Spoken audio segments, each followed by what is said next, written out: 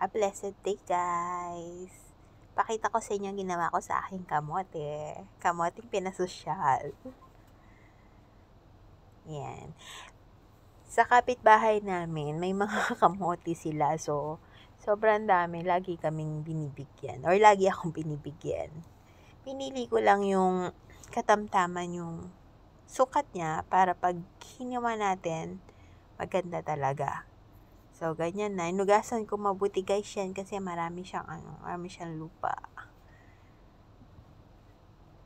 Tapos, hiniwa ko siyang ganyan. Yung kamote may sugat-sugat pa nyo, pero ganyan talaga yung kamote. Tapos, nung nahiwa ko na siya, ipa-fry ko lang siya, deep fry. Pwede naman din kung konti lang mantika nyo. Kasi ano yan magluluto ako ng lunch at iluluto ko is fried chicken. So, ganyan karami yung oil kasi kailangan ko nga for fried chicken. And since ang kamote, okay lang gamitin muna. Tapos sa chicken ulit, nuna ko na yung kamote. Ayan, deep fry lang natin. Tapos pagka deep fry niya, syempre kailangan natin strain yung oil. Sabi, mabuhay ng healthy pero laging may oil. Ayan. Strain ko na siya and almost for 30 minutes na-drain na yung oil niya. Sa isang pan, separated pan, naglusaw lang ako ng konting butter, siguro mga 15 grams.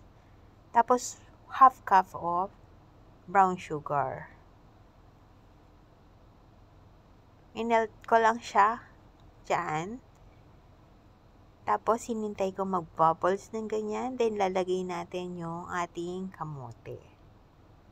Tapos, hintayin lang natin siyang kumapit dun sa kamote. Tcharan! Mayroon na tayong pinasosyal na kamote.